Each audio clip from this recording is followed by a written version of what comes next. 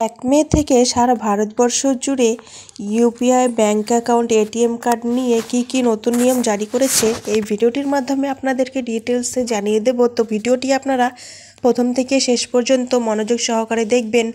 আর এখনও যদি আপনারা আমাদের চ্যানেলটিকে সাবস্ক্রাইব না করে থাকেন তো অবশ্যই সাবস্ক্রাইব করবেন এবং পাশে দেওয়া বেল আইকন চিহ্নটিকেও প্রেস করে রাখবেন এই ধরনের ভিডিওগুলি সর্বপ্রথম সবার আগে পাওয়ার জন্য। 2025 সালের 1 মে থেকে ভারতের প্রধান ব্যাংকগুলোর সেভিংস অ্যাকাউন্ট ইউপিআই লেনদেনের ও এটিএম সংক্রান্ত নিয়মে বড় পরিবর্তন আসছে। এই পরিবর্তন সাধারণ গ্রাহকদের আর্থিক লেনদেনে সরাসরি প্রভাব ফেলবে। নতুন নিয়মে স্বচ্ছতা বাড়লেও কিছু ক্ষেত্রে ব্যয় বৃদ্ধির আশঙ্কা রয়েছে।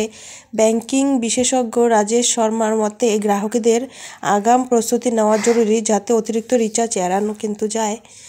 ইউপিআই লেনদেনের দৈনিক সীমা 1 লাখ থেকে কমিয়েও 50,000 টাকা করা হতে পারে। রাত 8টা থেকে সকাল 8টা পর্যন্ত। বড় লেনদেনে ওটিপি যাচাই বাধ্যতামূলক হতে পারে।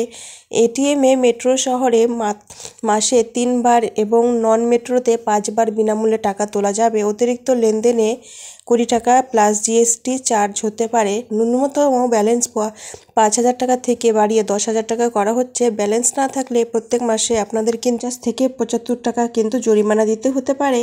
গ্রাহকদের নিয়মিত ব্যাংকে এসএমএস ইমেল আপডেট চেক করা, কেওয়াইসি সম্পূর্ণ করা এবং ব্যালেন্স পর্যবেক্ষণ করা উচিত। নতুন প্রজন্মের এটিএমে কিউআর স্ক্যান সুবিধা এবং রাতে সীমিত এটিএম পরিষেবা নিরাপত্তা জোরদার করবে।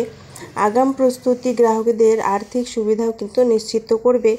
তো বুঝতেই পারলেন আপনারা যে কি নতুন নিয়ম জারি করেছে ব্যাংক ইউপিআই এটিএম কার্ড নিয়ে। তো ভিডিওটি এই পর্যন্তই ছিল। ভিডিওটি যদি আপনাদের ভালো লেগে থাকে তো অবশ্যই লাইক করবেন, চ্যানেলটিকে সাবস্ক্রাইব করবেন এবং পাশে দেওয়া বেল আইকন চিহ্নটিকেও প্রেস করে রাখবেন এই ধরনের ভিডিওগুলি সর্বপ্রথম সবার আগে পাওয়ার জন্য। ধন্যবাদ।